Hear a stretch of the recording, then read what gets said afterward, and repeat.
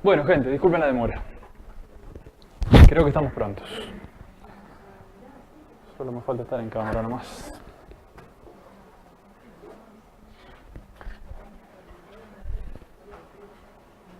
Bueno, esto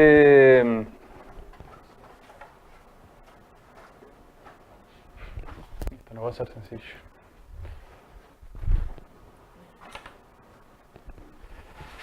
Bueno, el otro día ustedes preguntaban de dónde es esa foto. Es de Estados Unidos, de la zona de Fargo, en Dakota del Norte. ¿Tá? Y les decía a los que llegaron antes de que es una experiencia bien interesante para explorar en la web cuáles son las consecuencias de la invasión de las llanuras de inundación de los sistemas leóticos. ¿Tá? Y lo que involucra desde la gestión y las interferencias con el sistema político, bueno, cosas que podemos ver también en nuestro país. Nosotros, la clase pasada, ahora al final vamos a hacer un resumen, pero nos quedó pendiente. Yo a ustedes las tapo, ¿no? ¿No prefieren moverse un poco por allá? Si siéntanse libres.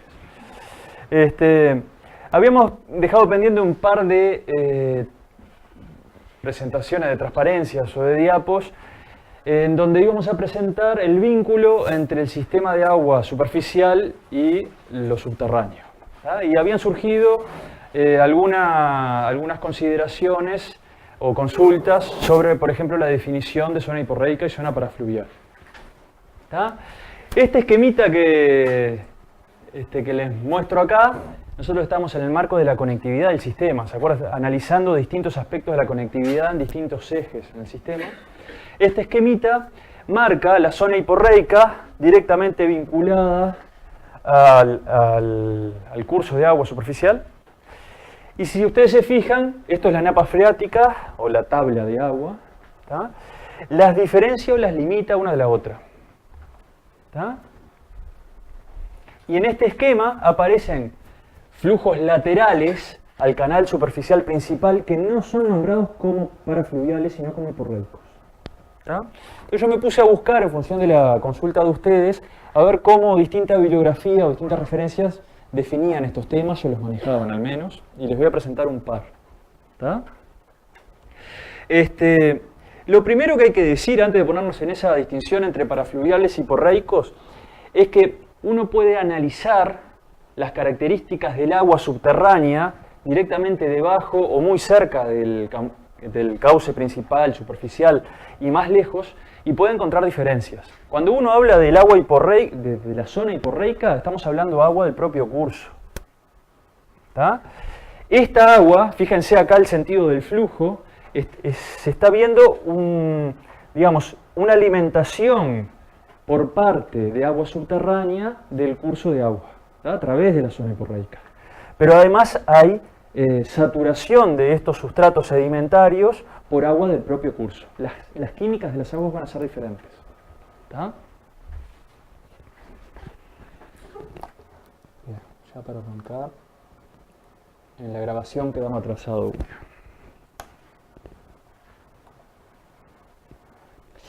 Bueno, y el esquema sobre esta base, sobre esta publicación, que más adelante la vamos a analizar desde otra perspectiva, fue que yo les contesté las preguntas el martes pasado. ¿Tá? El ejemplo era, bueno, vos tenés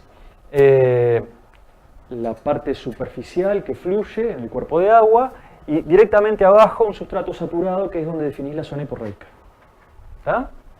Y las zonas parafluviales son las zonas aledañas, adyacentes al curso de agua superficial. El martes en la discusión o el análisis de una posible contestación de esa pregunta, fue que yo les decía, bueno, sí, esto es muy dependiente del nivel de la columna de agua y lo que un día está al costado, al otro quizás esté abajo del agua que está fluyendo superficialmente. Y por lo tanto, el límite del sistema es bastante más complejo de definirlo. Acá dice, yo traduje ahí un pedazo de este artículo, dice, los subsistemas incluyen la corriente superficial, los sedimentos saturados en forma vertical y lateral, y ahí define zona hiporreica, lo vertical, lo que está abajo, y zona parafluvial, lo que está lateral, lo de los costados.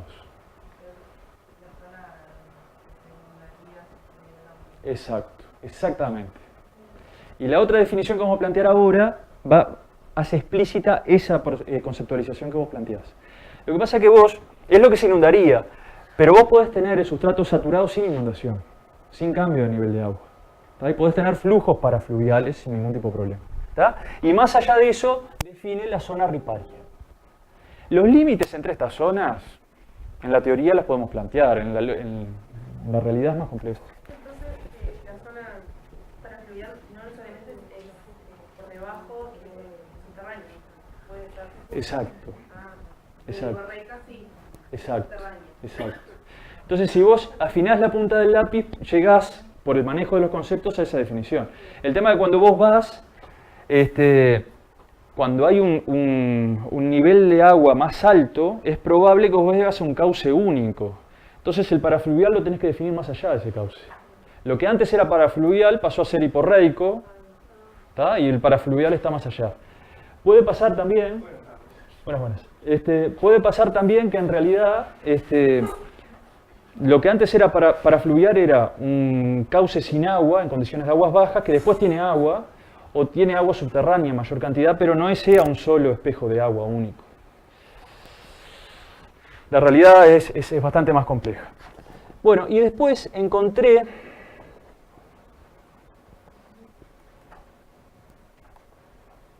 No quiere pasar...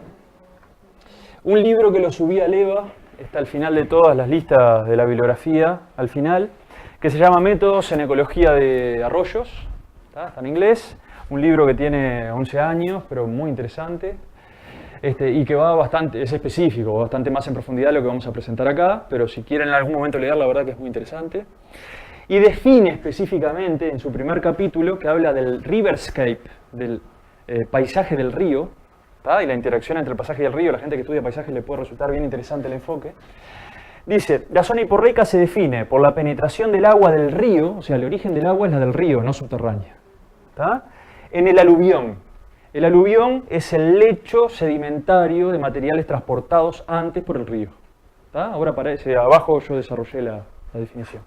¿Tá? Y puede mezclarse con el agua subterránea freática desde la ladera de las colinas, que viene desde la ladera de las colinas, u otros acuíferos no recargados directamente por el río. ¿Tá? Y acá se diferencia, estamos hablando de aguas de origen diferente.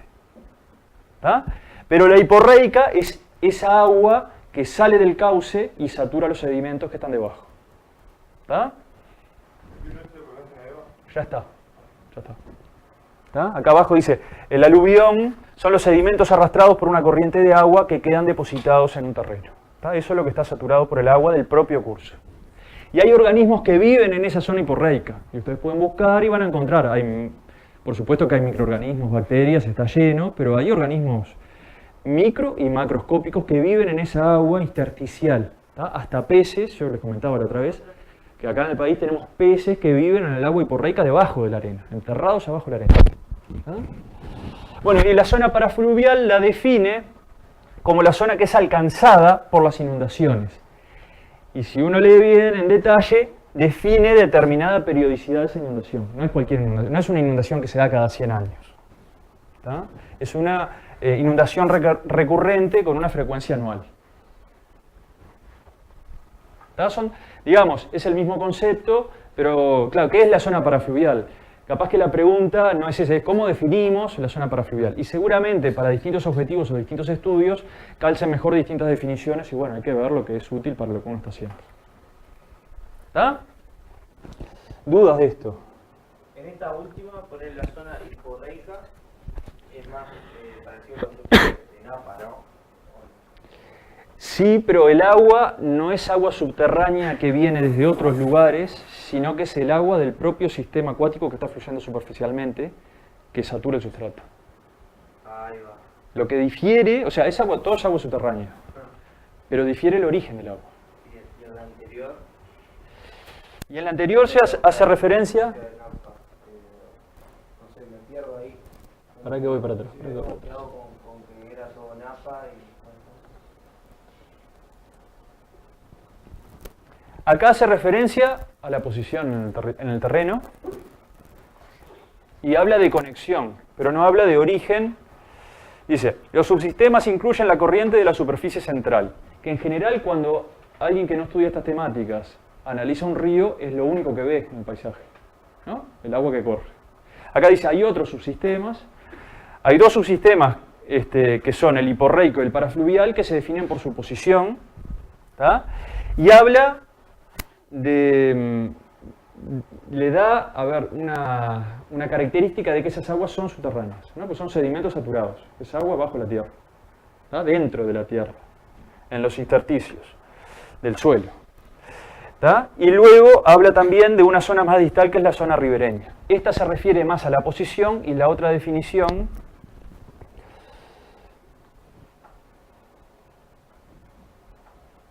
pero che, me pasé.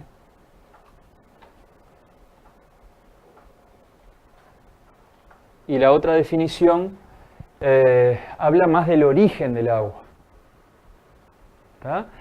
Y habla de el agua que está saturada, yo podría acá definir en condiciones de flujo de base, ¿tá? Y estas son aguas que llega el curso superficial en condiciones de flujo de tormenta, ¿tá? Para unirlos con aquellos aspectos del hidrograma que veíamos. No sé si contesto tu pregunta.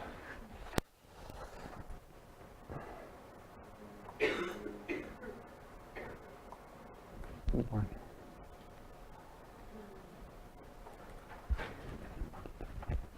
¿Cómo andás?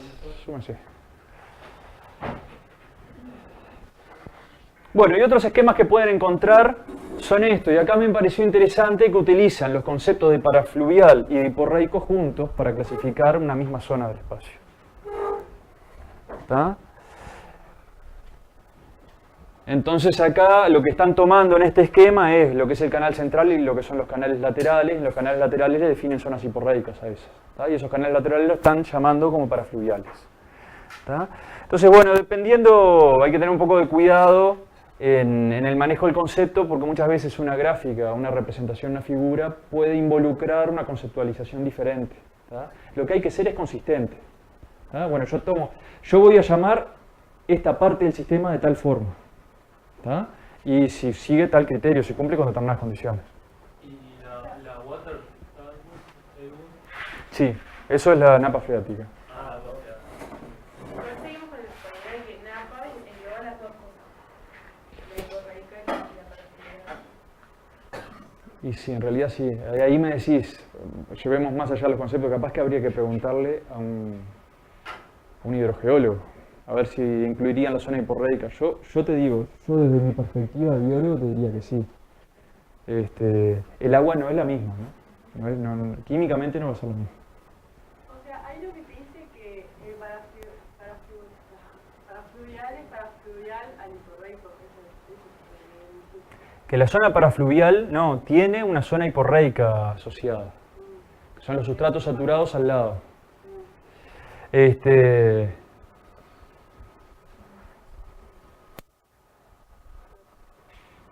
Y acá está hablando de flujo, ustedes fíjense, acá es una zona del canal en donde lo que está ocurriendo es la alimentación de la napa freática a partir de la zona hiporreica. Fíjense las flechas, van desde las manchas azules hacia la napa freática. Eso se estudia, puede pasar estos intercambios, estas interacciones entre la napa freática y la zona hiporreica, pueden ser de los dos sentidos. Puede ser que haya alimentación de la napa o que haya alimentación del curso de agua a partir de la napa, ¿tá? Y se habla de downwelling y upwelling, surgimientos y profundizaciones, no sé cómo sería la traducción, ¿tá? Y hay sectores en el mismo curso donde ocurren unas cosas y sectores donde ocurren otras de esos procesos. Por ejemplo, a ver, voy a volver para atrás al primer esquemita en colores, que no lo voy a pasar en la presentación para no volverme loco, pero acá hay saturación de estos sedimentos y acá va a haber entrega de esa agua a partir de esos suelos saturados nuevamente al curso de agua, ¿tá? En algunos sectores serranos es bastante común ver este tipo de cosas. Yo les comentaba, en la zona de Valle Edén hay lugares en donde el arroyito desaparece y surge más abajo, ¿tá? Desaparece, se mete el agua en la tierra y después aparece más abajo. En general es cuando están asociados a clastos grandes, piedras grandes, y que tenés espacios intersticiales que permiten conducir un buen volumen de agua, ¿tá?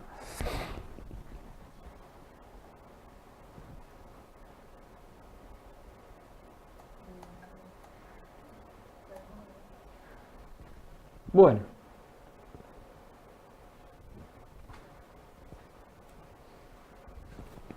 A ver, gente, con esto nosotros cerramos una presentación inicial de lo que tiene que ver con la estructura, particularmente física, que determina el funcionamiento de los sistemas lóticos. ¿Tá? Y hablamos, entre la clase pasada y lo que terminamos hoy, de conceptos que son fundamentales.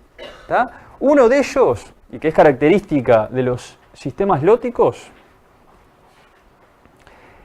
son los procesos de recarga y transporte.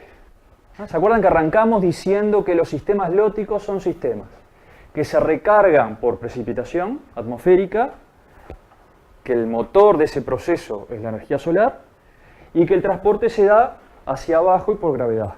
¿Tá? Y eso es una de las principales características del funcionamiento del sistema y que además lo diferencia de los sistemas lénticos, fuertemente. ¿Tá? Los hace también fuertemente dependientes de las condiciones atmosféricas, del clima en particular. ¿Tá? Recarga y transporte. Vinculado a esto hay otro concepto que yo intenté, directa o indirectamente, plantear en el transcurso de la clase pasada, que es la direccionalidad del sistema. ¿Tá? Sin duda alguna, un factor muy fuerte de direccionalidad en un sistema lótico es el arriba-abajo. ¿Tá? Que en un sistema lótico se habla de longitudinalidad. ¿Tá? Porque la interacción arriba-abajo, cuando hablas de un sistema lótico, estás hablando de agua superficial, agua subterránea. Entonces hablas en la escala longitudinal del sistema lótico. ¿Tá? Son sistemas direccionales. Igualmente, después yo traté de poner un poco en duda de que ese fuese el único flujo o la única dimensión de la direccionalidad, y vamos a profundizar en eso más adelante. ¿Tá? Uno de los aspectos es esto que veíamos recién, el tema superficial, subterráneo, o llanura de inundación, curso principal. ¿Tá? ¿Y los meandros que se cortaban y se separaban también? También, sin duda. Eso es curso principal, llanura de inundación adyacente. Sí, sin duda. El otro concepto que está vinculado a esto es el del tiempo de residencia. Comparativamente dijimos, los sistemas lóticos tienen menor tiempo de residencia que los sistemas lénticos, en términos generales. ¿Tá? Hablamos acá también de la capacidad de almacenamiento. Dijimos que en general era menor que en los sistemas lénticos, que son sistemas más acumulativos. Lo que llega a un sistema léntico es más probable que quede en el sistema léntico. Lo que pasa por un sistema lótico, gran parte de eso es expulsado del sistema. Pero igual hablamos de que en distintos sectores, en distintos tramos, habían distintas capacidades de almacenamiento, ¿no? Que iban aumentando a medida que nos acercábamos a la desembocadura. ¿Tá? Luego hablamos de la heterogeneidad espacial, y ese es otro de los factores, como lo que decía Guillermo recién. Entre otros, hablamos de la meandrización, hablamos de los rápidos, hablamos de las lagunas, hablamos de la zonificación, ¿se acuerdan? Zona alta, zona media, zona baja, ¿no? Hablamos de varios aspectos de heterogeneidad espacial y muchos otros que vamos a hablar luego. Y hablamos también de la heterogeneidad temporal, ¿tá? Y la asociación del hidrograma y cómo el funcionamiento del sistema se asocia a ese funcionamiento hídrico, ¿tá? Porque el agua es el gran conductor. Y lo último que cerramos hoy es el vínculo con el entorno y la conectividad del sistema. Y ahí hablamos desde el orden, ¿se acuerdan? ¿Se acuerdan? El orden de Strahler, de Orton Strahler, que plantea, bueno, qué tan ramificada es una red y cómo cuantificar eso. Hablamos de la perspectiva de cuencas de Borman y Likens, ¿no? Aquello hay que entender los procesos a escala cuenca, los límites de la cuenca definen el flujo de la materia y la energía en el sistema, está asociado al ciclo de nutrientes, el agua es el conductor de toda esa materia y esa energía. ¿Tá? Y bueno, estos conceptos sin duda dan cuenta de sistemas que son sumamente complejos, ¿tá? Y difíciles de entender, ¿tá? Y sobre todo de simplificar. Bueno, y entonces, vamos a pasar a la próxima presentación. El paso siguiente, gente, va a ser intentar presentarles los actores biológicos en este escenario abiótico, ¿tá? Por supuesto que son sistemas acuáticos y vamos a encontrar muchas similitudes con los sistemas lénticos. Ahora, ¿cuál les parece que sea la mayor diferencia o las mayores diferencias en cuanto a los actores biológicos entre los sistemas lóticos y los sistemas lénticos? Ausencia de fitoplancton. ¿Por qué? Porque está Exactamente.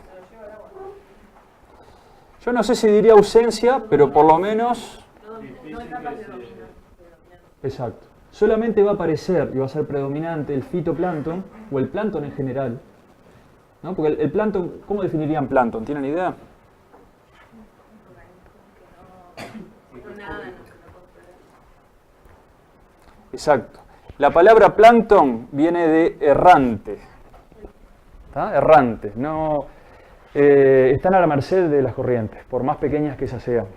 ¿Tá? Entonces en un sistema de aguas corrientes son expulsados rápidamente. Solo los que encuentren refugio, y por los momentos que encuentren refugio, van a estar presentes en el sistema. Pero es muy difícil que alcancen grandes biomasas. O sea, por ejemplo, el fitoplancton, un productor primario mayoritario en un sistema leótico. Capaz que en algún momento, en algunas condiciones particulares, en donde se parece mucho al sistema léntico, una sequía, caudal cero, el curso se corta, se transforma en ese sector en un sistema léntico, ahí pueden llegar a predominar si se dan las condiciones. Si no, difícil. ¿Tá? O un sistema que es muy extenso en el territorio y por lo tanto una floración que empieza a desarrollarse allá arriba lleva muchos días o meses transcurriendo en el sistema hasta que llega abajo. Y cuando llega abajo ya le dio el tiempo para desarrollarse. Luego va a ser expulsado. Eso pasa, Ríos Grandes, el río Uruguay, tiene floraciones. Cuando el caudal no es tan alto, cuando la transparencia es suficientemente alta, ¿tá? Cuando se dan las condiciones. ¿Tá? Pero no esperaríamos que fuesen los productores primarios mayoritarios de un sistema leótico, los organismos planctónites. ¿Tá? Bueno, y entonces, los actores. ¿Cuál les parece que sean los productores primarios predominantes en los sistemas leóticos? Macrófitas. Macrófitas.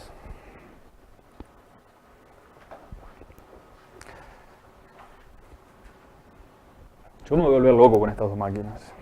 Acá hay muchas imágenes, entonces voy a tener que ir pasando a dos. Macrófitas.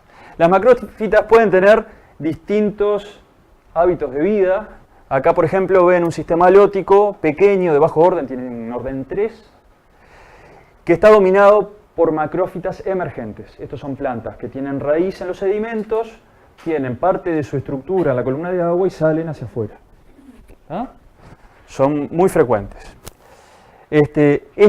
La gran ventaja que tienen es que no sufren el arrastre, por lo menos con niveles de caudal medios o bajos, no sufren arrastre porque están enraizadas y además tienen acceso a agua, acceso a nutrientes, tanto en el agua pueden tenerlo como en el agua saturada hiporreica, ¿tá? Como acceso a luz en la estructura verde que sacan hacia afuera, hacia el aire. ¿Tá? Entonces ahí están adaptadas idealmente a este tipo de condiciones. No se pierden, no sufren deriva, ¿tá? A no ser que sean arrancadas, ¿no? Rotas, arrancadas, no sufren deriva o que haya erosión de los sedimentos y tienen acceso a todos sus recursos. Otra de las macrófitas o de los hábitos de vida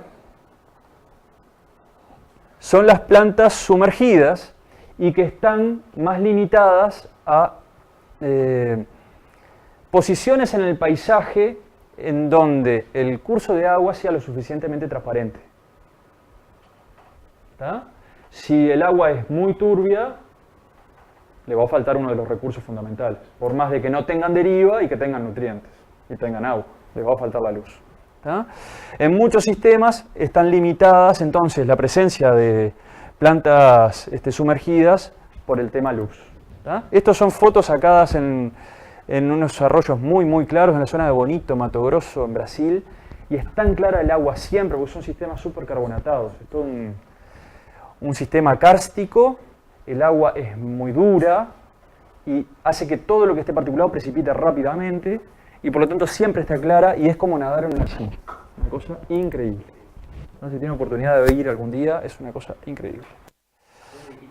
Se llama Bonito el lugar, imagínense el nombre, ¿por qué?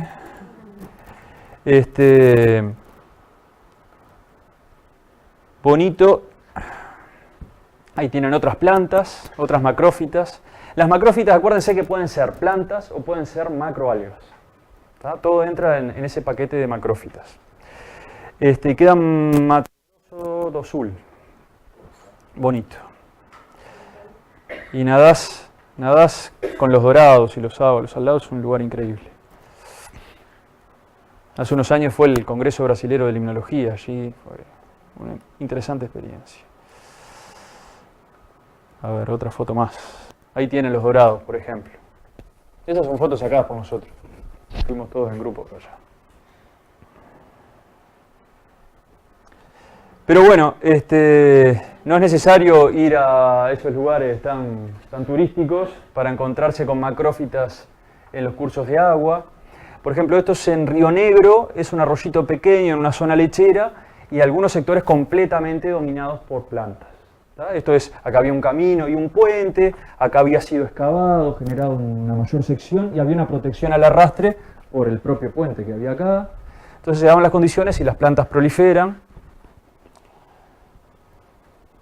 Mucho.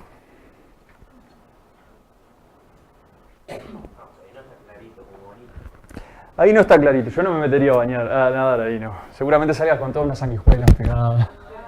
No va a ser lo mismo. No se lo vendes a un turista ni loco. Por lo menos no se lo vendes 2 veces. Capaz que al primero. Bueno, ¿qué otro grupo de productores primarios les parece que pueda ser importante en sistemas lóticos? Además de las macrófitas.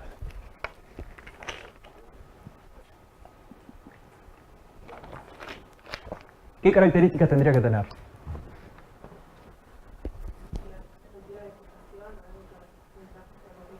Exacto. En general los productores primarios propios del sistema acuático, de un sistema lótico acuático, tienen que estar adheridas a sustrato de alguna forma. ¿Tá? Pueden haber otras cosas que no las tengan, pero van a ser expulsadas rápidamente. Bueno, la otra comunidad que predomina es el perifitón. El perifitón es una comunidad diversa formada tanto por cianobacterias como por algas microscópicas que pueden llegar a dominar sistemas lóticos adheridas a sustrato. Ustedes fíjense que esto es un periodo de bajo caudal y es una alga filamentosa que además del sustrato desarrolla en la propia columna de agua. Cuando haya un pico de crecida va a ser arrastrado gran parte de esto, ¿no? Por supuesto. Hay otras comunidades perifíticas.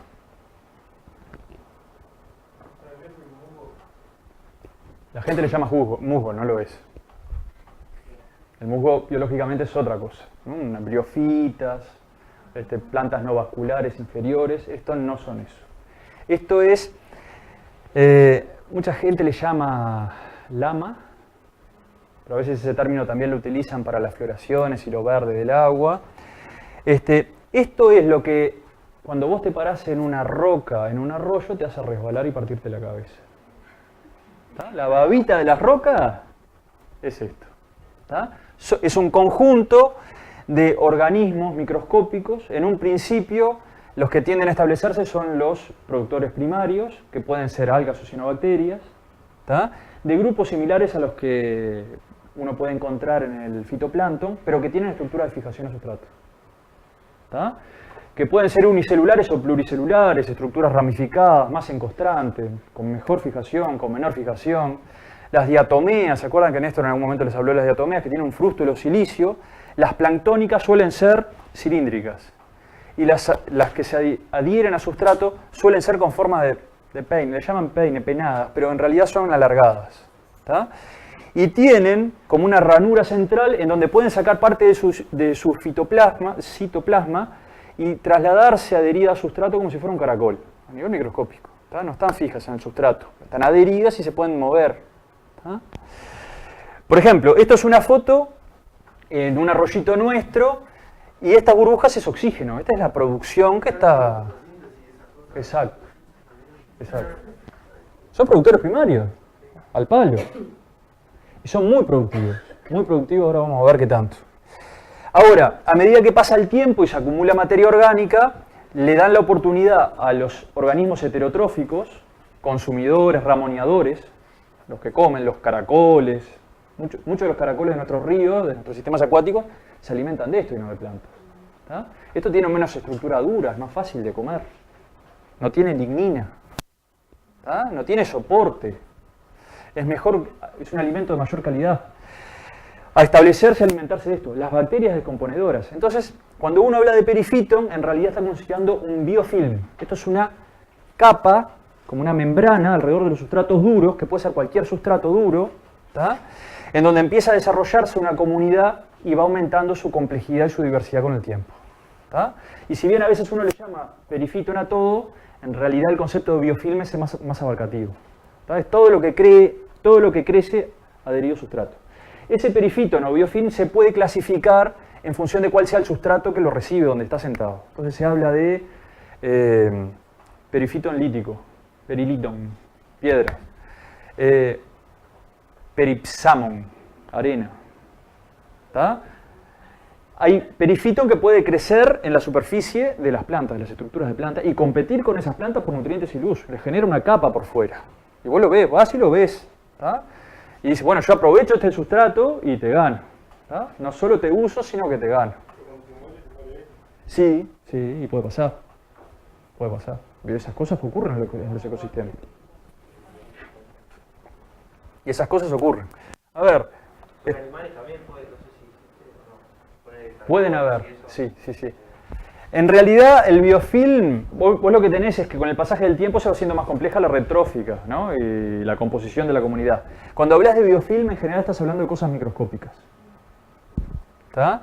Y sobre eso, alimentándose de eso, pueden haber organismos bentónicos, como los caracoles, que se alimenten de eso.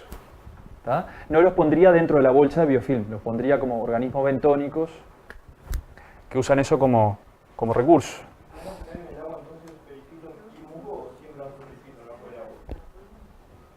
El musgo está en sustratos húmedos.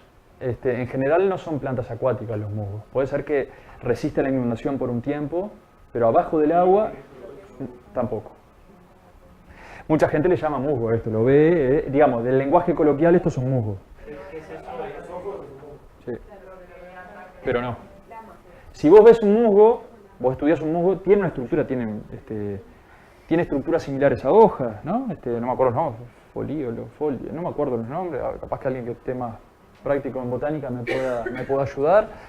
Pero uno puede definir distintos organismos macroscópicamente, el gametofito y el espermatofito, ¿puede ser? El porofito, gracias, ¿no? Pero hay macroestructuras que no son de esto. Esto es una baldosa, por ejemplo, de 20 por 20, que nosotros pusimos para hacer experimentos en un arroyo y dejamos que colonizara determinado tiempo. ¿Tá? Y después lo que pusimos lo que hicimos fue generar un cerco al acceso a predadores y seleccionar los predadores y la densidad de predadores que se le ponían en esos experimentos in situ. ¿Tá?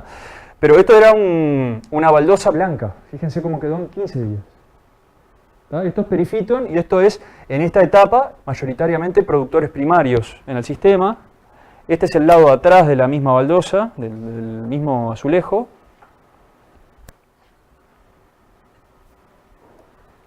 Esto es el perfil. Y el perfil acá permite ver un poco más de la microestructura. Esto es sin aumento ninguno, es con una cámara, pulso. ¿Tá?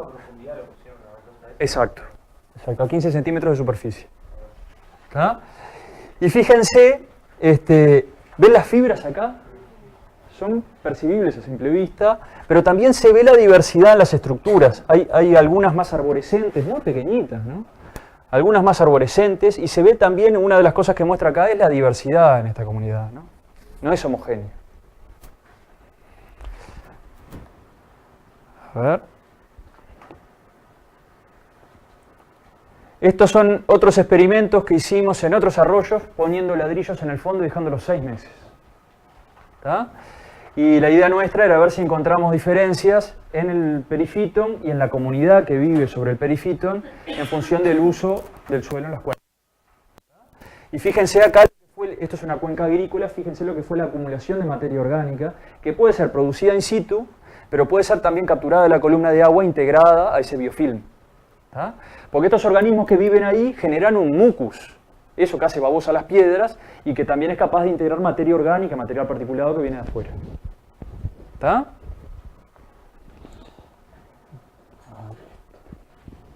Fíjense acá. Estos son los ladrillos y nosotros lo que hicimos fue tomar muestras para hacer análisis de superficies conocidas, este cuadradito, Acá había bastante acumulación, era bastante gruesito. ¿Se ve el espesor ahí? Nosotros lo limpiamos muy cuidadosamente. Nosotros calculamos materia orgánica, nutrientes, clorofila y lo podemos expresar por unidad de superficie. ¿Tá? Y podemos asumir que si hay tantos miligramos de clorofila A en 2 por 2 centímetros y yo tengo una medida de la superficie del arroyo, del fondo del arroyo, puedo hacer una estimación indirecta de cuál es la magnitud de ese tipo de variables ambientales. ¿Tá? Acá ven otro que no tenía tanta acumulación, pero se ve muy clara la limpieza del perifitón, ¿no?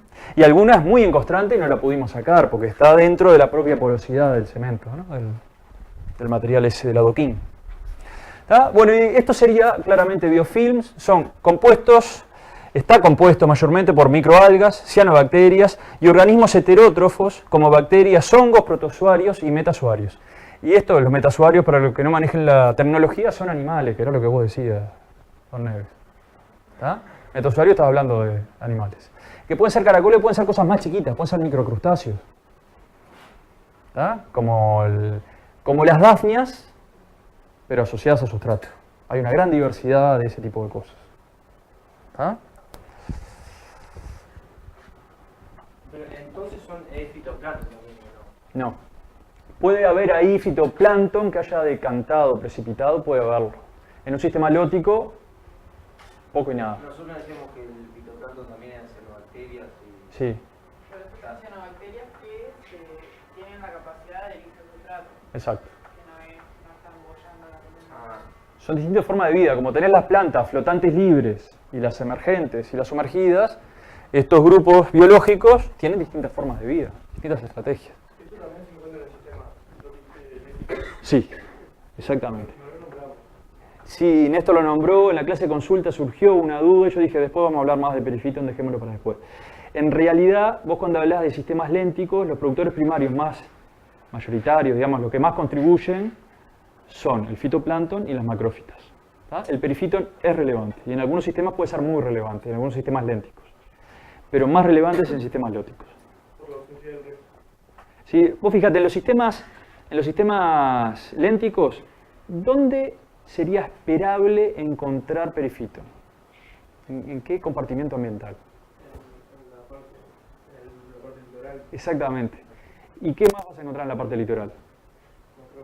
Porque por definición, ¿no? La zona litoral es donde tenés macrófita. Entonces vos cuando tenés macrófita vas a tener perifitón y van a estar compitiendo.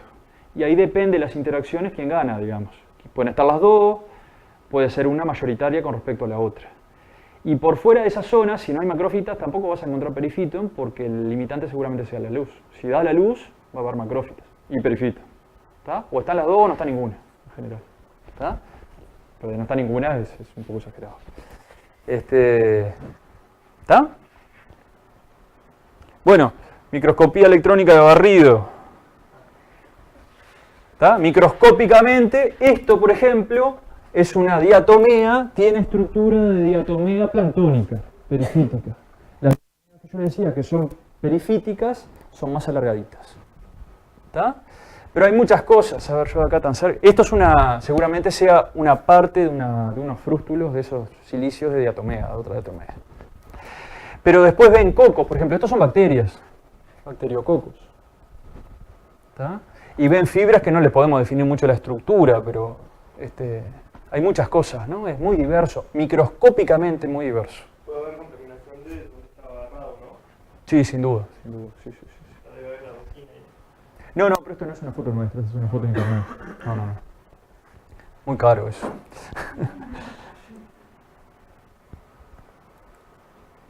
Estos son los adoquines. Después de sacar esa superficie de 2×2, ven que está pintadita acá. Después de limpiar eso para determinados análisis químicos, nosotros barríamos toda la superficie para tratar de capturar los metazoarios, los animales asociados al perifitón que se alimentan de eso. Y analizamos esto de una compañera que hizo su tesis con esto. Entonces limpiamos toda la zona y en general lo que aparecen ahí son otros actores que después los vamos a nombrar, por eso no me adelanto, que no son los caracoles o que no son solo los caracoles, ¿tá? Que es toda la comunidad de animales asociada al perifito, que se alimenta o que vive en el perifito. Pero bueno, hay otro aspecto que es súper relevante y es que el perifitón tiene una elevada productividad biológica. y le permite sostener una comunidad de herbívoros de entre 10 y 20 veces mayor biomasa que la suya. ¿Y cómo será esto posible? ¿Cómo algo que pesa 1 puede sostener la vida de consumidores que pesan 10 o 20? Exacto. ¿Tá? De repente, en un día, los consumidores son capaces de bajar la biomasa de su presa, ¿no? de su recurso mucho, pero al otro día se recuperó. ¿Por qué? Porque es fácil, desde el punto de vista energético, es económico, ese es el término, porque no tienen que generar estructuras de soporte, por ejemplo, porque están en el agua, porque no generan lignina, entonces la productividad es muy alta. No tienen limitantes, si tienen luz, tienen agua y tienen nutrientes, ya está. A todo motor. ¿Está? Entonces son como la baba verde esa que está en el agua. Sí, yo nunca le pasé la lengua, No, pero... me da como una sensación de una baba verde así de las orillas como de... Sí, en general, al tacto siempre son babosos, siempre, porque siempre están asociados a algún tipo de mucílago o algo por el estilo. ¿No tiene estructura? No, macroscópicamente no. Cada vez es una cosa que vos lo podés ver más homogéneo, más heterogéneo. Puede tener distinto aspecto. Por ejemplo, vos levantás una roca del fondo del arroyo y no va a ser lo mismo el color de la comunidad del biofilm que está arriba que la que está abajo. ¿Tá? Porque hay organismos más adaptados a zonas con menos luz y otras a más luz y van a sentarse en distintos lados. El perifito no es todo igual, no es todo el mismo color, no todo tiene el mismo aspecto. En general tienen esa capa de mucílago, que es una mezcla de todas las cosas que se secretan ahí, ¿no? Bueno, entonces es muy productivo. Esto quiere decir que de repente la biomasa del perifitón en un arroyo es muy bajita, pero eso da la posibilidad de que muchos organismos se puedan alimentar de eso, ¿tá? Y que lleguen a biomasas mucho más altas de lo que uno esperaría a priori, ¿tá? No es lo mismo que un sistema terrestre donde, bueno, vos tenés vacas y necesitas una gran biomasa de pasto para alimentarlas, una gran biomasa, un stock de plantas de pasto alto siempre. Porque si lo consumen en un momento, la recuperación de ese stock demora mucho en el tiempo. ¿Tá? La cinética del proceso es lo que difiere.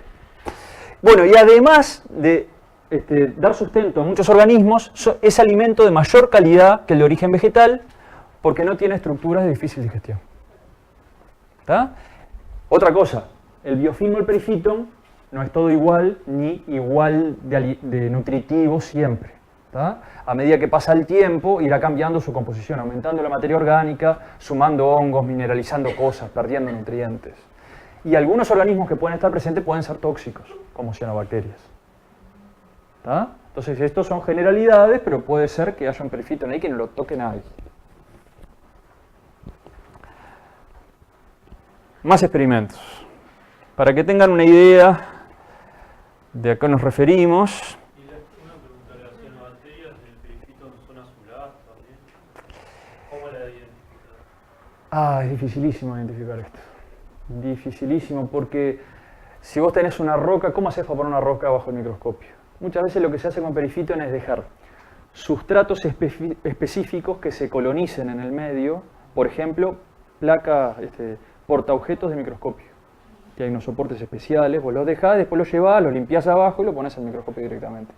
El tema es que la comunidad que se asienta depende del tipo de sustrato donde se asienta. Entonces, de repente, lo que se fija en el vidrio no es lo mismo que está en el sistema, es lo mismo porque tenés que tener los inóculos, pero se selecciona específicamente para ese sustrato. Las estructuras blandas, los organismos de estructuras blandas son complicadísimos. Yo te digo, nosotros andamos intentando que alguien desarrolle una línea de investigación respecto a eso acá, desde hace como 15 años, y es complicado. Los que han avanzado, hay una colega que ha avanzado en el estudio de las diatomeas, porque lo que hace es limpiar, digerir con ácido todo y quedarse solo con las estructuras duras de los frustos y los silicios. Y eso sí lo estudia. Y como eso tiene capacidad taxonómica, porque por la forma del frusto, el tamaño de las perforaciones, dónde están, la forma, no sé qué, saben qué especies son, estudian solo las diatomeas perifíticas. Hay otras colegas que se dedican a estudiar los que se alimentan de esto, como yo les decía. Este, por ejemplo, fue un experimento que hicimos para la tesis de grado de Natalie Corrales, que es bióloga y ahora está estudiando diatomeas perifíticas en la UNAL Cisne. Y esto fue un experimento en un arroyo, y bueno, esto eran macetas en donde variamos los contenidos de nutrientes que habían adentro, que difunden a través de las paredes, pero además variamos la luz por sombreamiento y el acceso a macropredadores al sistema, con cercos. ¿Tá? Entonces, queríamos ver qué tanto influían esos tres factores, luz, predadores y nutrientes, en la producción perifítica. ¿Tá? Entonces eran un montón de estas macetitas que eran muy chiquititas, ¿tá? Macetitas muy chiquititas, y luego nosotros podíamos limpiar una superficie de esta cara y hacer determinaciones sobre esto. ¿Tá? Y acá pueden ver uno de esos metazoarios, uno de esos pequeños animales que se alimentan de perifito. Esto es un anfípodo, es un microcrustáceo. No es microcrustáceo, en realidad es grande. Los anfípodos son comunes, los vamos a ver hasta el hartazgo, asociados a sistemas lóticos. Pero vieron que además de lo que creció acá, en los hunchos donde habíamos estado también se desarrolló perifito, ¿no? Abundante, salado. A ver, más ejemplos. Esto fue mi pecera en mi casa en un momento. Un sistema eutrófico, hipereutrófico, y que en la propia superficie del vidrio se desarrolló esta comunidad perifítica, que fíjense que es bastante diversa, ¿no? Acá pueden ver que acá seguramente esto sea un clon, ¿no? Lo que se desarrolló a partir de una célula, proliferó vegetativamente, pero es bastante diverso. Bueno, sí. ¿Los plantas en perifitos se reproducen porcentualmente? Sin duda. O sea, por propagación vegetativa. Sí, pero no solo. Hay mucho.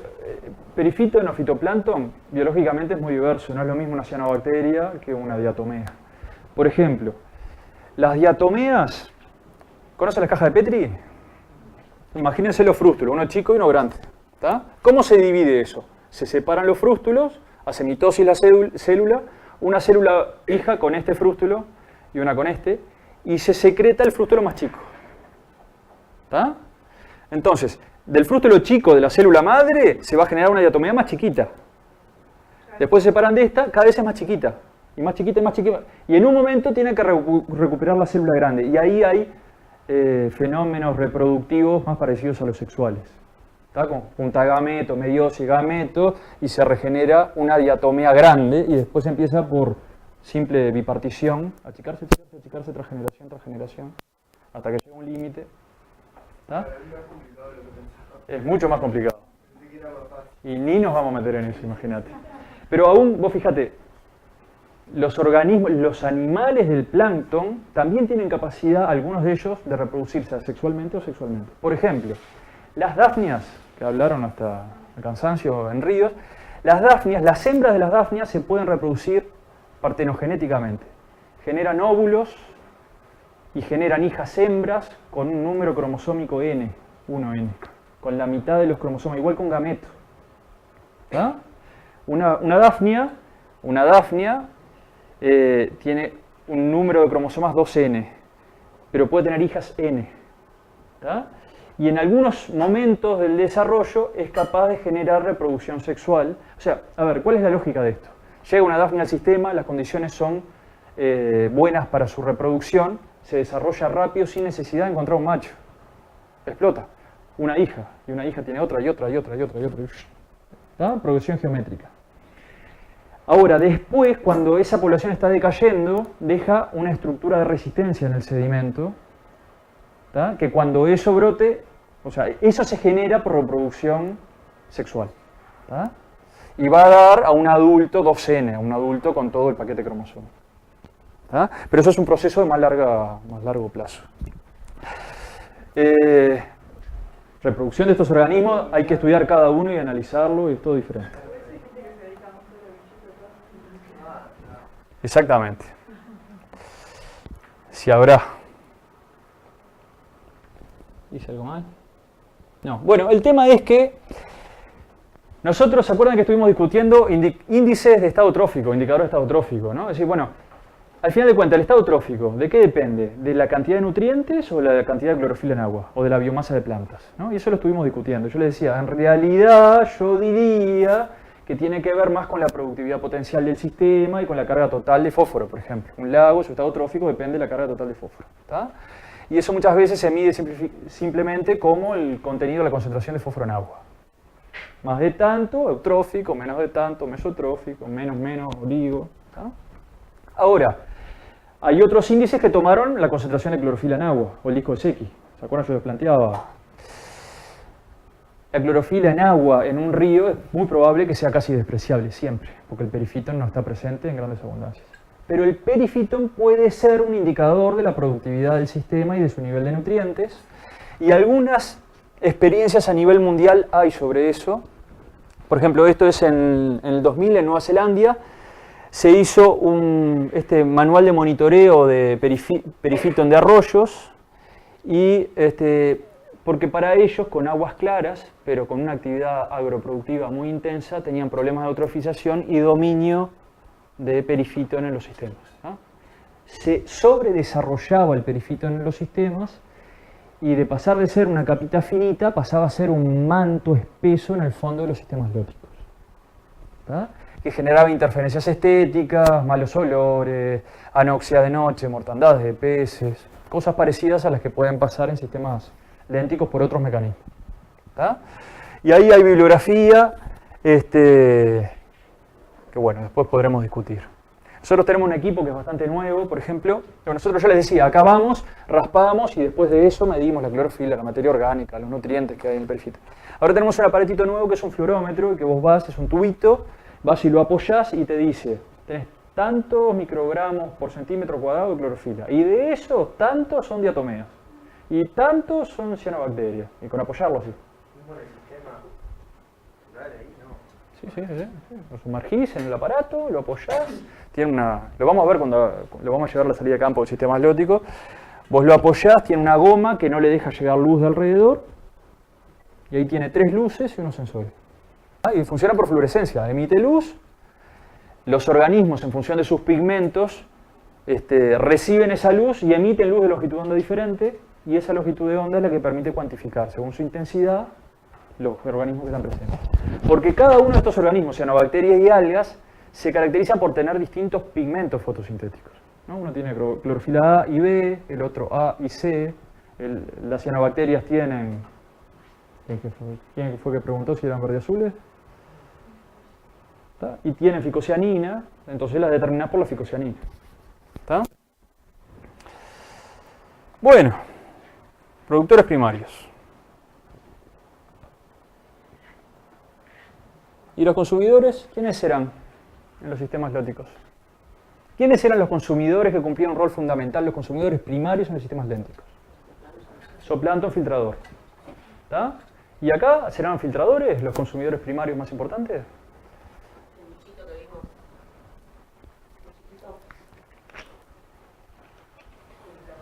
¿Qué son esos bichos?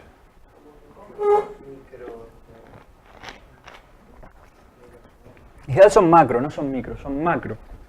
Tienen una mayor biomasa, mayor tamaño corporal que los consumidores primarios de los sistemas lénticos. ¿Tá? Son macroinvertebrados. ¿Tá? Y dentro de este grupo de macroinvertebrados,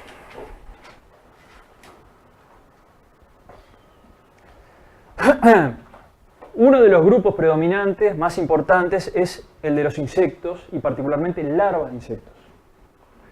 Larvas de insectos que muchas veces los adultos no son acuáticos. ¿Tá? Por ejemplo, larvas de mosquitos. ¿Conocen la larva de mosquito? La larva de mosquito hematófago, las larvas de mosquito hematófago son filtradoras. Viven en la columna de agua, en aguas quietas. En un arroyo no vas a encontrar una larva de mosquito hematófaga porque se fue. ¿Tá? Pero hay otras larvas de mosquito, como estas, que son los quironómidos, son dípteros, son mosquitos, ¿tá? 2 alas, como las moscas y los mosquitos. Estos están vinculados a sustrato, viven dentro del sustrato asociado al perifito, alimentándose. ¿Tá?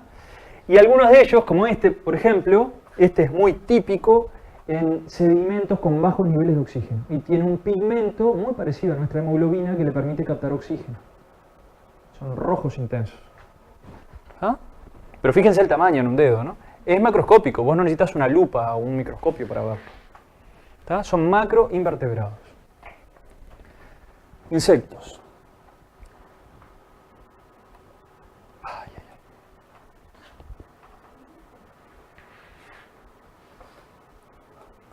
Esperen que voy a pasar porque en el video quedó mal.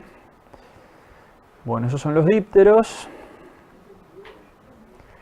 Tenemos otro grupo que es bastante importante y es muy interesante de ver, que son los tricópteros. Son larvas, estamos hablando de larvas, de cositas parecidas a polillitas, que uno los ve y dice, ¿qué será esto? Una polilla. ¿Está? No tiene nada que ver. Las larvas no comen ropa, viven adentro de sistemas acuáticos. ¿Está? Son muy comunes, no hay arroyo que no los tenga. En general, la persona que no se dedica o ha hecho un esfuerzo por estudiar estas cosas no los conoce, porque no los fue y los sacó y los analizó y los vio. Pero tienen una característica los tricópteros, las larvas de tricóptero, y es que generan una casita. ¿Tá? Viven dentro de algo como si fuera un capullo con una seda, tejido con una seda abajo del agua, pero a la que adicionan distintos materiales. ¿Tá? Entonces hay tricópteros con arena o con grava, y hay tricópteros con pedacitos de hojas. Hay algunos agarran una hoja y la cortan de un tamaño especial y la pegan. Sí, sí. Mientras tengan disponibilidad, hay algunos que hacen casas de un tipo, algunos hacen casitas con arena en forma de caracol, y vos lo mirás y es un caracol, pero lo mirás bien y es de arena. Y lo desarmás y tiene un bichito de esto adentro. ¿Tá? Esto lo vamos a ver después cuando hagamos la salida. Ahora, si vos le seleccionás el sustrato, hacen con lo que tienen. ¿Tá? Por ejemplo, hay estructuras estas que son estéticamente súper interesantes, y los orfebres, hay orfebres que han empezado a ponerle arena de oro, granitos de oro, para que hagan pequeñas joyas. Y las venden. Busquen en internet. ¿Está? Claro, además tiene un nivel de detalle, de elaboración, que es imposible hacerlo manualmente, ¿no? Por la escala, por el tamaño. Y hacen cosas lindas, hacen cosas bien interesantes. Lo pueden encontrar. Yo no sé qué salida en el mercado tendrán, pero hay mucha experiencia, hay bastante experiencia de esa. ¿Y los otros, los efemerópteros? Ahí vienen, ahí vienen. Esperen porque me van a tener que disculpar después en el video porque venimos mal con el pasaje de las diapos. Acá tenemos efemerópteros. La larva allá y el adulto acá.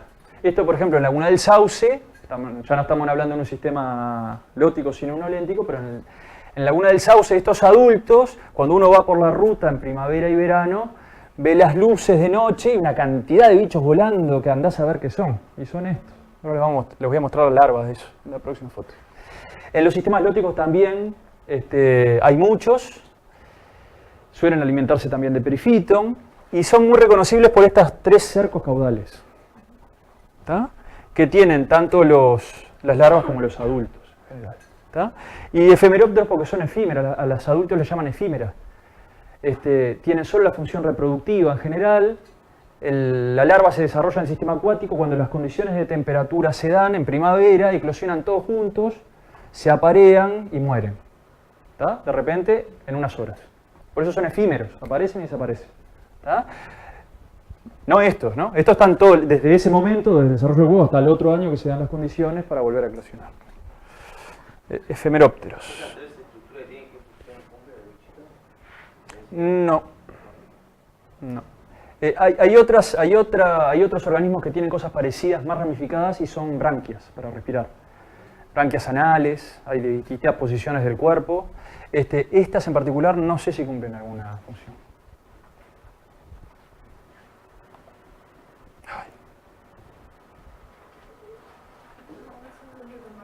Bueno, estos por ejemplo esto se llama Campsurus, es el género, y estos son los organismos que viven en el fondo, uno de los organismos que viven en el fondo de Laguna del Sauce.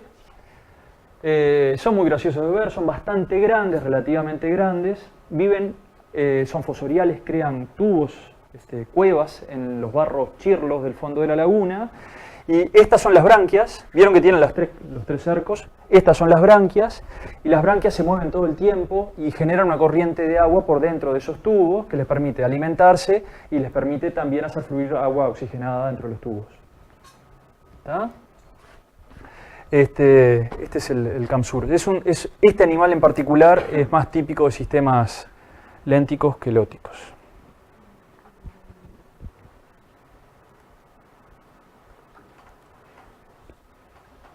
¡Chachán! Gasterópodos. Los gasterópodos son moluscos, son los caracoles. Hay muchos tipos. Hay varias especies que son planitas, son caracoles bastante primitivos, bastante frecuentes en los sistemas acuáticos, Planorbis, hay otros géneros. Este es un Eleobia, que es un caracolito muy chiquitito, es muy fácil verlos, son oscuros cuando están vivos, es muy fácil verlos, pero son puntitos negros como arena prácticamente. En la desembocadura de los arroyos, uno los encuentra en la arena donde rompe la resaca. Imagínense, los expulsan los sistemas lóticos y el oleaje en la costa lo trae contra la playa y encuentra gran cantidad en la desembocadura del arroyo Pando, el Solís Chico, el Solís Grande. En la barra acá Maldonado no lo sé porque nunca los vi, pero seguramente estén. Grandes cantidades, Eleobia. Y el sistema atlético también. También, sí. Son negros, negros, y bien negros. Sí, oscuros, sí.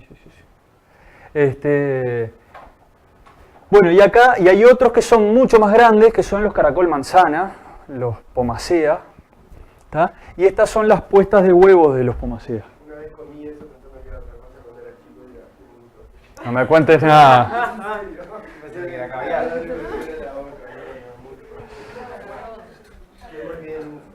No, ya veo, sí. ¿Esto de acá decís vos que comiste? Sí, eso le metí la mano y ¿qué pensaste que era? Bueno, yo lo que te puedo decir es que eso nadie se lo come. Nadie se lo come. Nadie se lo come. Tiene poderes de caracol. Picante así a la vez. Andás a ver si no tiene algo adentro que sea tóxico o no sé. Nosotros nos los hemos planteado varias veces, porque vos mirás, es una gelatina eso, ¿no? Una gelatina son huevos. Es buen alimento. Sí, se desarma baboso. Yo me lo imagino toda la boca roja, así los dientes, la sonrisa de Diego, ¿sí? Del color de la ropa, ¿sí? Chico que solamente me acuerdo de eso, creo que no sé si fue la laguna del diario o qué, porque mi marido era casera ahí cerca y hace mucho tiempo ahí. Yo quiero fotos. No hay. Bueno, nosotros nos hemos preguntado por qué ese recurso alimenticio no es utilizado por otros componentes. Por ejemplo, hay aves que predan específicamente, hay dos especies de gavilanes que comen estos caracoles. Hay uno que solo come esos caracoles. Sí, el gavilán caracolero, y come especialmente, es migrador, viene en el verano y se dedica a alimentar eso, y tiene la forma del pico, justo entra dentro del caracol para sacar el bicho. O sea, completamente adaptado, especialista de comer eso. Especialista. ¿Eh? No. Además son bichos grandes, dan es buen alimento, parece ser buen alimento. Pero una pregunta es, ¿y por qué esto no lo come nadie? Porque en determinadas épocas es muy abundante y un huevo tiene buen alimento, tiene que desarrollar un organismo desde cero, digamos. Tiene que tener todo, proteínas, glúcidos, lípidos, todo. Pero nadie lo come. No lo sabemos. Si alguien quiere investigarlo.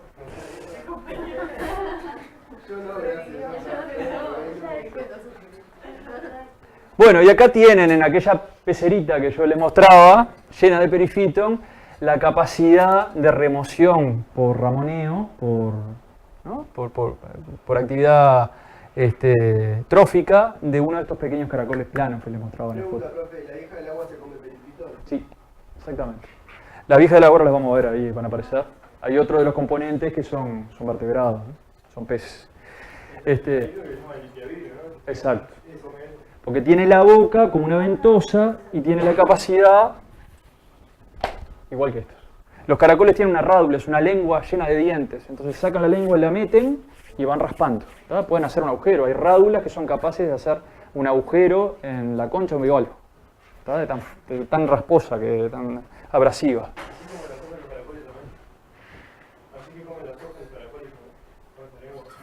Sí, exacto. Y cuando ves hojas que tienen agujeritos,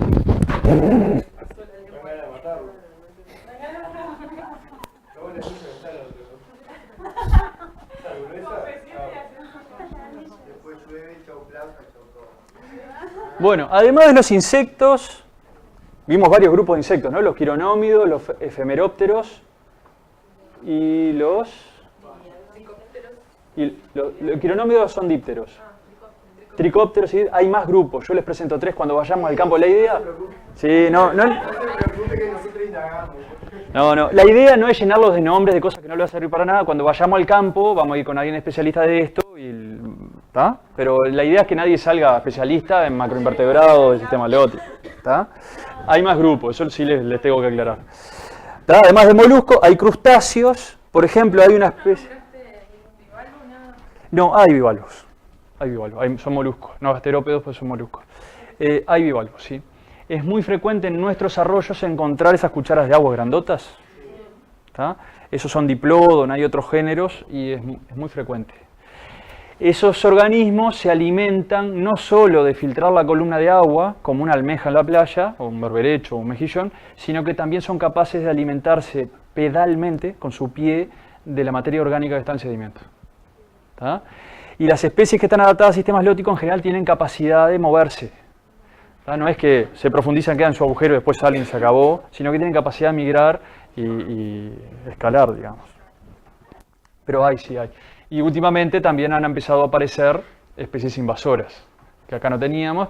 La corvícula es una almejita redondita, que está en todos lados hace ya más de 50 años. Una almejita chiquita, redondita, que está en lagunas, está en arroyos en todos lados, China, obviamente. Y últimamente uno de los problemas más importantes es el mejillón dorado.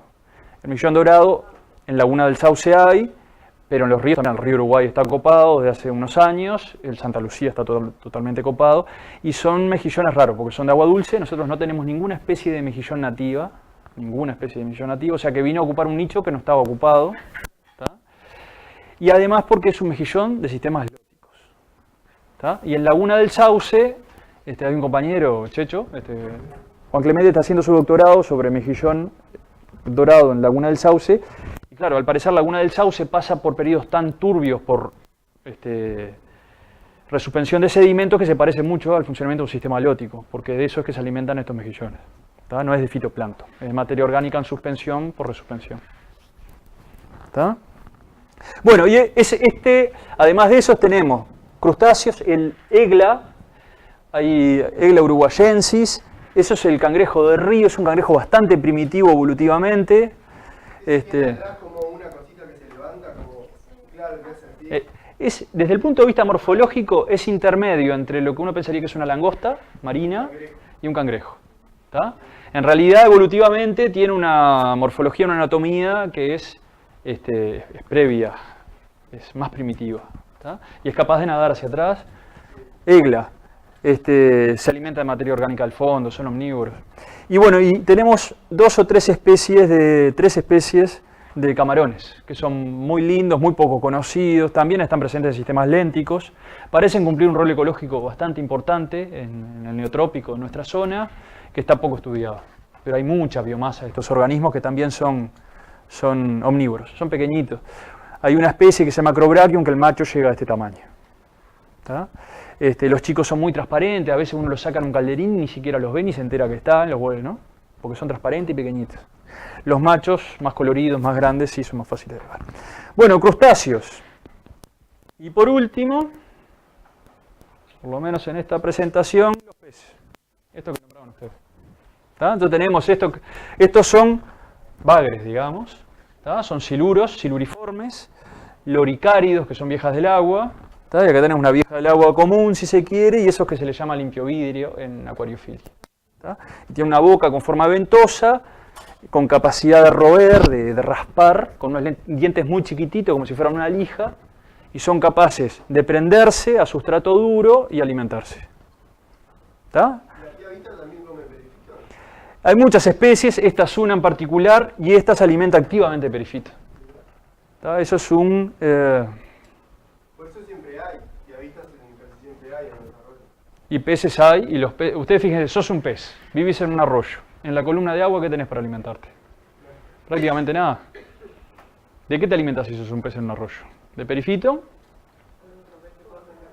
¿Otro pez? ¿O huevo? ¿O de lo que caiga de afuera? Entonces, muchos se alimentan en superficie de lo que cae de afuera, muchos se alimentan en fondo. En la columna de agua, poca cosa. ¿Tá? No quiere decir que no haya nada, pero bueno, en general es o en sustrato o en superficie. Bueno, ¿y quiénes serán los consumidores secundarios del sistema? Los peces que se comen a los otros peces. Por supuesto. Pero no solo. También hay insectos que se comen peces. O insectos que se comen otros insectos. ¿Qué será esto? ¿Tienen idea? ¿Un odonato? Un odonato es una libélula, es una larva de libélula. ¿Tá? Las libélulas son predadoras de adultos y predadores de larvas. ¿Tá? Y tienen una estructura bucal, ahora no me acuerdo el nombre, que es capaz de ser extraída así, tiene una mandíbula como si fueran dos colmillos fuertes que los protruyen, los sacan para adelante así y muerden y lo traen de vuelta. ¿Tá? Y son predadores de temer. Probóscide. ¿Tá? Hay distintos grupos, hay dos grandes grupos de libélulas. Unas tienen esta forma del cuerpo, hay otras que son un poco diferentes, más cortos, no importa, pero son todos predadores los odonatos. ¿Pero de qué? ¿De insectos? ¿Pueden ser de insectos o de peces? ¿De peces? Sí, sí, perfectamente. Y un odonato, una larva de odonato grande puede ser así. O sea, peces pequeños, no es que coma grandes peces, pero son consumidores secundarios sin duda.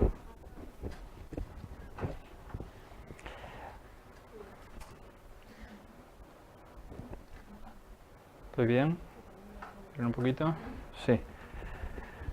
Otros insectos. Larvas de coleóptero. ¿Qué es un coleóptero? Es un díptero. Un coleóptero es un cascarudo.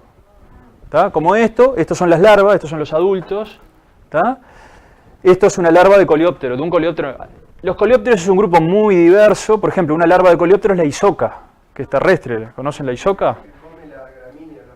Exacto, come raíces terrestres. Hay otros coleópteros que tienen larvas acuáticas y que son predadoras. O sea, el coleóptero, tanto de adulto como de larva, tienen distintos hábitos alimenticios, hábitos y modo de vida. Algunos son acuáticos, otros no. Esto imagínense, ¿no? No perdona nada, no perdona nada. Hay más.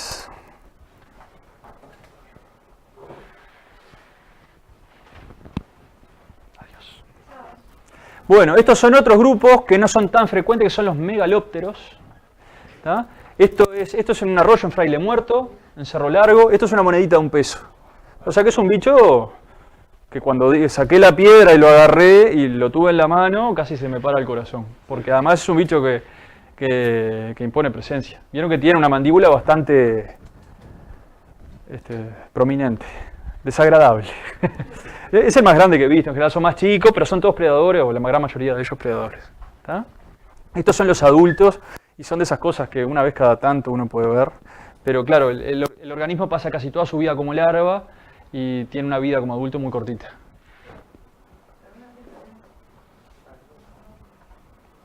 Bueno.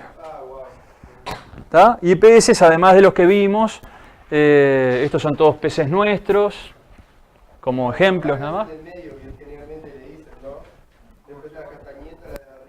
Aquella. Sí. Tenemos varias especies de esta y tenemos varias especies de esa. ¿Tá? No es una sola especie. Este es el que le llaman limpiafondo en acuariofilia, en coridora. Así que la castañeta es una piscícola. Para ser consumidor secundario no necesariamente tienen que ser piscívoros, ¿no? Si comen consumidores primarios, lo que sea, si son insectos, quironómidos, ese tipo de cosas, estos en general son omnívoros. Pueden comer peces pequeños, pueden comerlos, pueden comer insectos, pueden comer perifiton, en general comen una mezcla. Uno hace un contenido estomacal y estudia y encuentra todo. Los colores depende del fondo del lugar. Sí. Son distintas especies. Esta ahora se llama Australoeros, es el género, pero hay otra. Hay Gymnogeopha, hay distintos géneros y hay unas cosas que son divinas. Todas turquesas, con colores rojos y amarillos, unas cosas increíbles. Capaz que llegamos a ver algunas. Estas también son muy lindas, estos son predadores piscívoros. La cabeza amarga, boca grande, caza al acecho. Se come lo que venga, vos tirás pero son animales que en general no son muy grandes, los más grandes son así. No, hay hasta ciclos, hasta este tamaño. Vos sos pescador, ¿no? Sí, pero Te va a matar las manos. Te va a matar las manos. Sí. Estos son, claro, obvio. No, hay más grandes, sí, hay más grandes. Son poco frecuentes, hay más grandes. Igualmente, ¿no? Te ataría los codos, por lo menos. Bueno, y el coridoras es un animalito chiquito. Es un animalito chiquito, fíjense que tiene la boca bien ventral hacia abajo con unos bigotitos muy pequeños y que come microanimales que están dentro de la arena, digamos. ¿Tá? Por eso le llaman limpiafondo en las peceras. Y esto es el bagranguila, que es un animal chiquito en general, muy frecuente en nuestros arroyos y que tiene un hábito fosorial, vive entre las piedras en cuevitas. ¿Tá? Vos vas y no lo ves nunca. Metés un equipo de pesca eléctrica y está lleno de bagranguila. ¿Tá? Y son chiquititos. Chiquititos, como todo, ¿no? Crecen, pero en general son chiquitos. Depende del pescador con el que hables. Sí, también. Y aves y mamíferos. La lista más larga, sí, sí. En general, o sea, los predadores tope pueden ser otros grupos, sin duda. Acá estamos dando los principales, digamos, no es una lista exhaustiva de la biodiversidad de un sistema haleótico. Los lobos de río también se comen a las tareas grandes, a los peces más grandes, son tipo predadores. Y comen cangrejos, y comen moluscos, sí, sí, sí. Vos vas a un arroyo y encontrás las fecas y encontrás... Sí, sin duda. Sin duda. Sí, sí. Pero es un animal que puede generar un impacto muy fuerte, pero en general no está en densidades muy altas por la caza, ¿no? Y por la invasión de los hábitats, el cambio. Entonces está así, pero bueno, el rol que cumple en algunos lugares concretos donde está presente puede ser fuerte, del lobito río. Y es difícil verlo, yo los he visto, pero es difícil verlo. Incluso si saben que salen a respirar abajo de la mugre, sentís que respiran y no lo ves. Sí, sí. Después lo ves en medio. Son bichos divinos y súper inteligentes. Bueno, gente, todos estos animales y vegetales y todos estos actores biológicos de sistemas lóticos tienen que enfrentarse al problema de la deriva, al problema de la pérdida de aguas abajo, ¿tá? Y tienen que tener estrategias especiales para eso. Una de ellas es la recolonización. El término técnico es la reotaxia positiva. Esto involucra nadar contracorriente. Tienen que ser capaces de desplazarse contracorriente, ¿tá? O alguna estrategia que les permita trasladarse aguas arriba, ¿tá? Imagínense, esto puede ser que no sea el mismo organismo el que se desplaza en el... A ver, no lo iba a decir bien. Imagínense una larva de insecto, de un díptero, que vive en un sistema haleótico y es trasladada aguas abajo. Y la capacidad de migración de ese gusanito es mínima. Entonces de repente eclosiona el huevo acá y termina su ciclo de vida larval kilómetros aguas abajo. Pero ¿qué pasa? Luego va a eclosionar un mosquito que ese sí puede recolonizar la cuenca alta. ¿Tá? En alguna etapa del ciclo de vida tiene que poder recolonizarse allá arriba. ¿Tá? Si no, el organismo es eliminado del sistema. Bueno, pero una de las adaptaciones, además de la recolonización y el nadar contracorriente o que puedan volar hacia aguas arriba los adultos, poner los huevos allá, lo que fuera, una de las adaptaciones morfológicas más comunes de estos organismos es a generar poca resistencia al flujo de agua. ¿Tá? Ser hidrodinámicos, exactamente.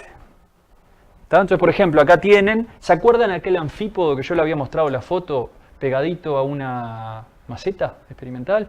Y bueno, esto es un anfípodo. Es una cosita en donde la sección del corte es muy pequeñita, es como una aguja.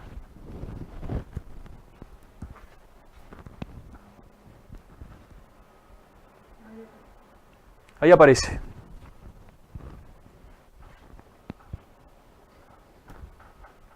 Esperen que me pasé una mal acá. Hubo varias mal. Estos son efemerópteros. ¿Se acuerdan los efemerópteros? Las tres cercas caudales. Hay otros organismos que no los nombramos, que son los plecópteros, son muy parecidos, pero tienen dos cercas caudales. ¿Tá? Allá tenés la efímera adulta. Fíjense cómo son capaces de, adheridos a sustrato, tienen patas con ganchos, con capacidad de fijación, y además tienen la capacidad de ser hidrodinámicos, ¿no? La forma les permite ser muy hidrodinámicos. Es como un auto de competición, autocarrera. ¿Tá? Chatito, finito. ¿Tá? Se pegan. Es muy difícil que encuentres un organismo muy voluminoso, con una sección muy grande, en un sistema haleótico.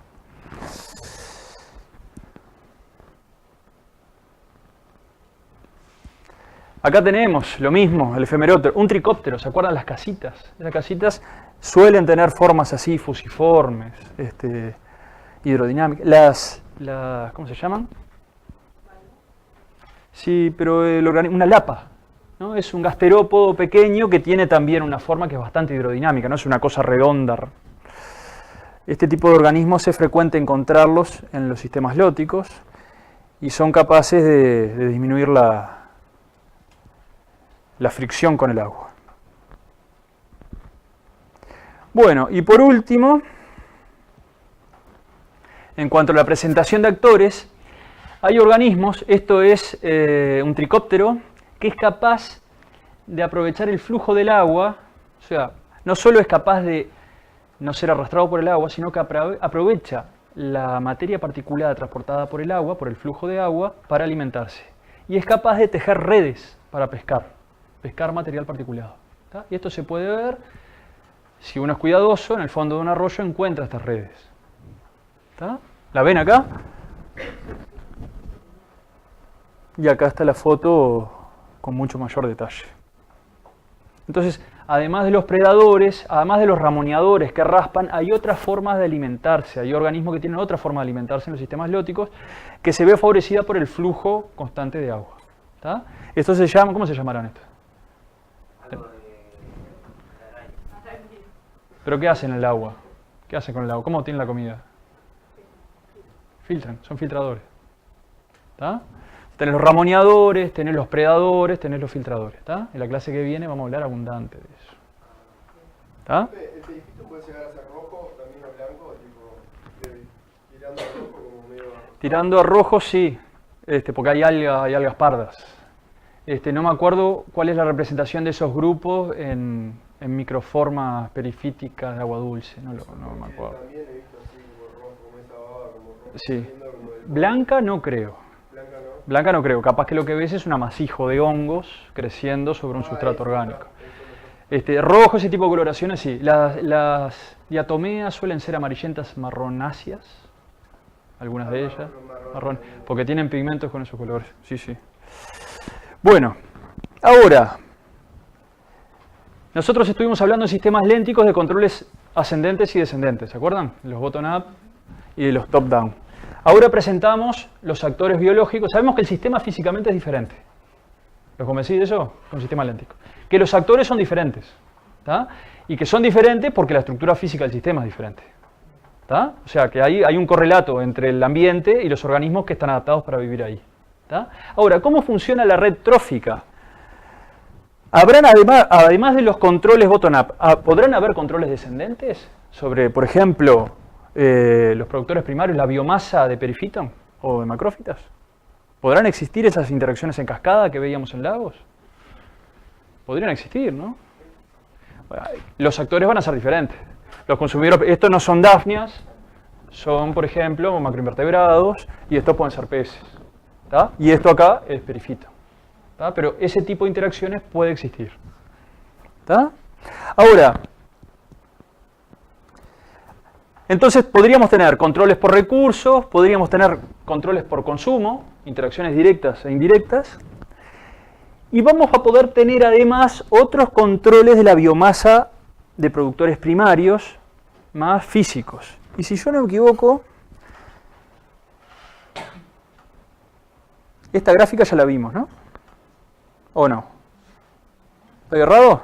Bueno, a ver, ¿quién se anima a ver qué dice esto?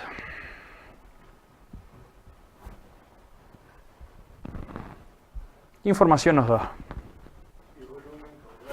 Claro, que a menor a simple vista no sé, pero que a menor caudal me da la sensación de que hay mayor volumen de cantidad de biomasa. Ahí mezclar, está bien lo que está diciendo, pero todos esos conceptos juntos es como distintas cosas. A ver, ¿esto qué es? Tiempo. ¿Lo azul? ¿De quién? De diatomea. ¿Qué es? Una diatomea es una producto primario, una alga. ¿Tá? Es una alga y por lo tanto está en la comunidad, en un sistema lótico, perifítica. ¿Tá? Una diatomea pentónica, de fondo, asociada al fondo. ¿Tá? Estamos hablando de perifito. Y estás hablando de biovolumen. ¿Tá? Biomasa, biovolumen. Espacio ocupado. ¿Y lo rojo?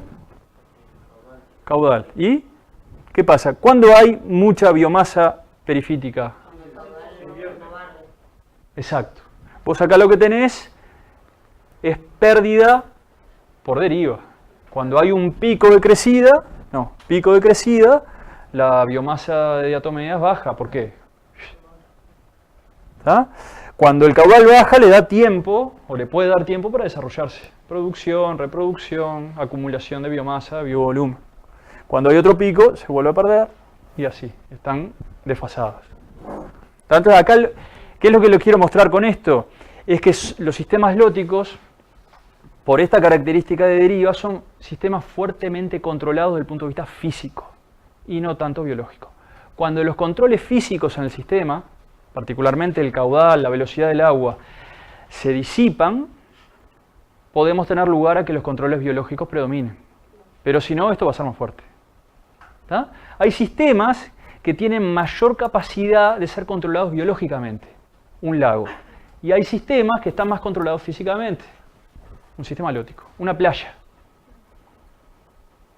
¿Tá? Una playa es un sistema que está controlado físicamente. Los controles biológicos, la biomasa de los organismos tiene más que ver con el oleaje, el viento, el movimiento de arena, con cosas que son físicas, que con los organismos que están ahí presentes. ¿Tá? La biomasa de un organismo no depende tanto de los otros organismos. Depende de las condiciones abióticas. ¿Tá? Moraleja de esta clase, control físico es fundamental en los sistemas lóticos. ¿Tá? Igualmente, los organismos que son diferentes a los de sistemas lénticos cumplen roles diferentes y están adaptados especialmente para estos ambientes. ¿Tá? Es muy frecuente muestrear peces de lagos y peces de arroyos y que las comunidades sean completamente diferentes. ¿Tá? Porque el medio en el que viven, las condiciones en las que tienen que sobrevivir son totalmente diferentes. Dice que ahí los registros son siempre en los primeros 15 días de cada mes, ¿no? Ahora el motivo. Siempre es las mismas fechas, es hasta el 13 y cambia de mes. 1, 4, 7, 10, 13, 1, 4, 7, 10, 13. Y lo cortas. Si vos te fijas Interesante. la biovolumen, Y eso seguramente son razones logísticas. Cuando estaba libre la camioneta. Sí, no creo que haya un diseño atrás de eso. Pero esas razones logísticas son fundamentales. Bueno, gente, esto es... hay varios libros en el EVA sobre sistemas lóticos. Uno de ellos está en español, es de autores de España, españoles. Ninguno de estos libros es demasiado moderno, tienen más o menos 10 años en promedio todos, pero son interesantes. Los invito a que los exploren. ¿Tá? Este libro español está bueno y tenemos la ventaja de que están en PDF, es gratis y está en español. ¿Tá? Pero hay otros. Hay uno que se llama Running Waters, que es un libro en inglés danés.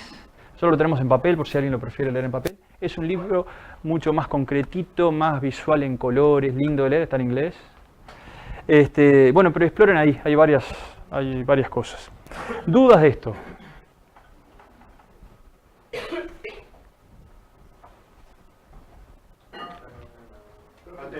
pero no es una duda.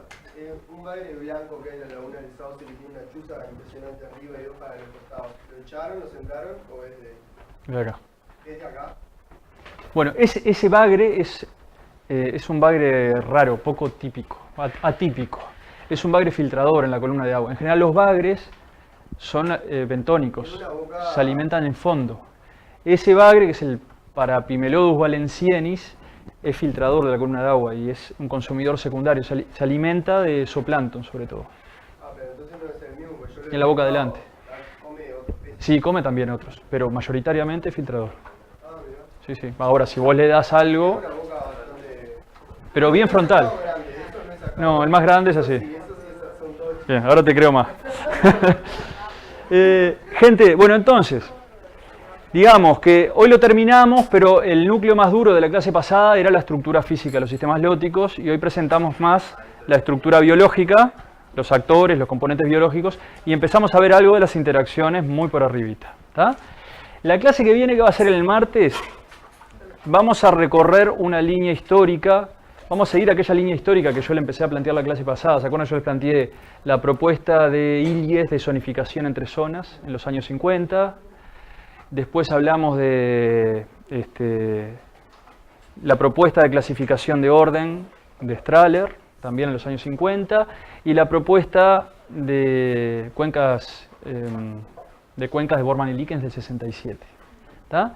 Lo que vamos a tratar de ver es, bueno, ¿qué se entiende hoy que es un sistema halótico y cómo funciona? ¿Qué es? ¿Cómo funciona? Y vamos a partir de esa conceptualización teórica, vamos a tratar de avanzar hasta la fecha. ¿Tá? Es una clase un poco intensa. Traigan algo dulce para comer. ¿Tá? Vieron que hay mucha información asociada a esto, sobre todo si para ustedes no son familiares los actores, por ejemplo, los componentes. Si los componentes, después cuando veamos las interacciones y ese tipo de cosas, la cosa va a ser de mayor nivel de complejidad. ¿Tá? Bueno, eso vamos a ver el martes. Y después, la idea es ver un poco la interacción humana con este tipo de sistemas y, bueno, temas de gestión, más vinculados a los temas de gestión. ¿Tá? Ya seguimos, nos vemos el martes.